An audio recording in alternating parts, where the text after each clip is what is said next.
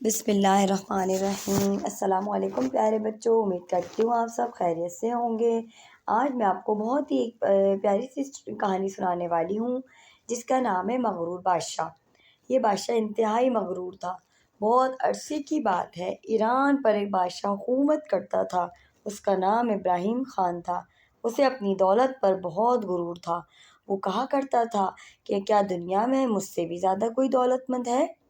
ایک دفعہ صبح فوج کی پریڈ دیکھنے کے بعد اس نے اپنے وزیر سے کہا، آج میں شکار کھیلنے جاؤں گا، جلدی شکار کا انتظام کیا جائے۔ ایک دن پھر کیا ہوا، وہ شکار کے لیے چل دیا۔ ایک ہرن کا پیچھا کرتے کرتے بادشاہ اپنے ساتھیوں سے جدا ہو گیا، لیکن ہرن ہاتھ نہ آیا۔ وہ تھک کر چور ہو گیا اور اسے بڑی زور کی پیاس لگ رہی تھی۔ ڈھونڈتے ڈھونڈتے وہ ایک تالاب کے کنارے پہنچ گیا۔ اس کی جان میں جان آئی۔ وہ جھٹ کپڑے اتار کر پانی میں کودا اور تیرتے تیرتے کنارے سے دور نکل گیا۔ اسی وقت ایک اجنبی جو شکل و صورت میں بادشاہ سے بہت زیادہ ملتا جلتا تھا، ادھر آ گیا۔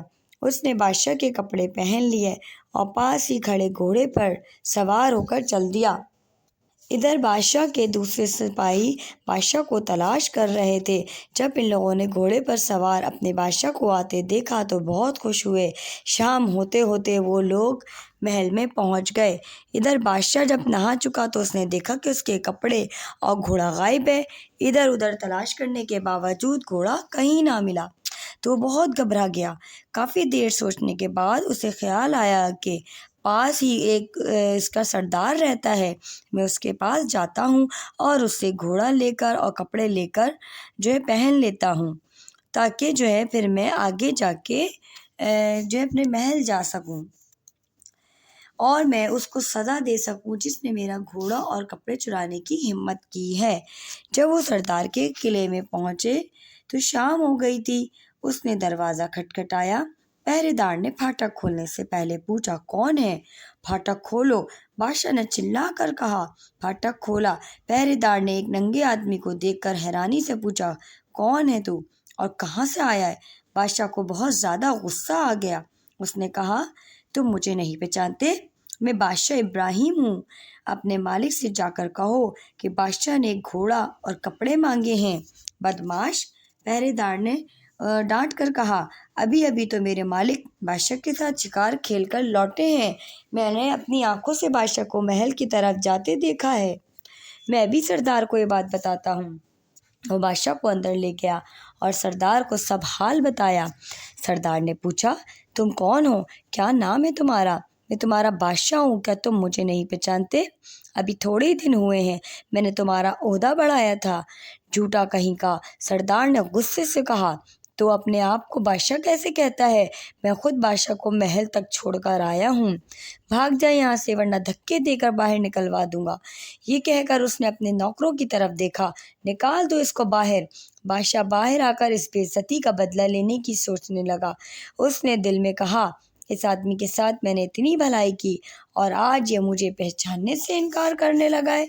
اب اسے اپنے ایک وزیر کی یاد آئی اور وہ اس کے پاس پہنچا، مگر یہاں بھی وہی بے عزتی ہوئی جو سردار کے ہاں ہوئی تھی۔ بادشاہ کی سمجھ میں کچھ نہ آتا تھا کہ کیا کرے آخر وہ سوچنے لگا کہ محل میں نہ جانے کون بادشاہ بن بیٹھا ہے۔ یہ خیال آتے ہی اسے غصہ آیا اور وہ محل کی طرف چل دیا۔ محل پر کھڑے پہرے دار نے اسے روکا۔ بادشاہ نے کہا، تم مجھے نہیں پہچانتے؟ میں تمہارا بادشاہ ہوں۔ اگر تمہیں یقین نہ ہو تو یہ انگوٹھی لے جا کر ہماری بیگم کو دے دو اور کہو کہ ہمارے لیے بادشاہی لباس بھیج دیں۔ پہرے دار نے ڈانٹ کر کہا، تم پاگل ہو گئے ہو؟ اس وقت بادشاہ خود بیگم کے پاس بیٹھے ہیں۔ خیر میں تمہاری بات مان لیتا ہوں، لیکن جو کچھ ہوا اس کے ذمہ دار تم ہی ہوگے۔ یہ کہہ کر پہرے دار محل کے اندر چلا گیا۔ پہرے دار نے محل میں جا کر بیگم کو انگوٹھی دے کر سارا حال سنا دیا۔ بیگم پہلے تو چونکی، لیکن اتنے میں اس اجنبی نے کہا، شکار کے وقت میری انگوٹھی گر گئی تھی، جاؤ اس آدمی کو لے کر آؤ۔ پہرے دار بادشاہ کو اندر لے گیا۔ خود اس کی بیگم بھی اسے نہ پہچان سکی، لیکن اس کے دل میں شک ضرور ہو گیا تھا۔ بادشاہ نے ہمت کر کے پوچھا، تم مجھے نہیں پہچانتی؟ میں تمہارا خاوند ہوں، تمہارا شوہر ہوں۔ بیگم نے بات کاٹ کر نوکروں کو حکم دیا کہ اس کو دھکے دے کر باہر نکال دو۔ بیچارہ بادشاہ دھکے دے کر اس کو باہر نکال دیا گیا۔ وہ تڑپ اٹھا۔ زندگی میں پہلی بار اس کو غرور کی ٹھیس لگی تھی۔ اچانک اسے اپنے پیر کی یاد آئی، جھٹ پٹ ان کے پاس پہنچا۔ پہلے تو دوسروں کی طرح انہوں نے بھی اس کو نہیں پہچانا، لیکن جب اس نے اپنی زندگی کے کئی واقعات بتائے تو پیر صاحب کو یقین آ گیا۔ بادشاہ نے شرمندہ ہو کر ان سے کہا، یہ ضرور میرے غرور کا نتیجہ ہے۔ پیر صاحب نے بادشاہ کو اچھے سے کپڑے پہنائے اور کہا، اب جاؤ، تم لوگ تمہیں پہچان لیں گے۔ جب بادشاہ کپڑے پہن کر شہر میں پہنچا تو لوگ اسے جھک جھک کر سلام کرنے لگے۔ شہر بھر میں کھلبلی مچ گئی۔ لوگوں کو سمجھ میں نہ آتا تھا کہ اصلی بادشاہ کون سا ہے، یہ والا ہے یا وہ والا۔ اجنبی کے کانوں میں بھی یہ بات پہنچی اور اس نے بیگم سے کہا، جاؤ تم دیکھ کر آؤ یہ کیا ہو رہا ہے۔ بیگم خود حیران تھی کہ یہ بات کیا ہے۔ آخر کار دربار لگایا گیا اور درباریوں سے کہا کہ بادشاہ کو پہچاننے کے لیے کریں کچھ عمل، مگر کوئی بھی نہ پہچان سکا۔ آخر اجنبی خود اٹھا اور کہا، تمہارا اصلی بادشاہ تو یہ ہے، لیکن یہ اپنے غرور میں اتنا زیادہ چور تھا کہ اسے خدا سے بھی ڈر نہیں لگتا تھا، اس لیے اس کو یہ سزا دی گئی ہے۔ اب اس کا غرور ٹوٹ گیا ہے، اب میں اسے خود گدی پر بٹھاتا ہوں۔ اتنا کہہ کر اجنبی محل سے باہر چلا گیا۔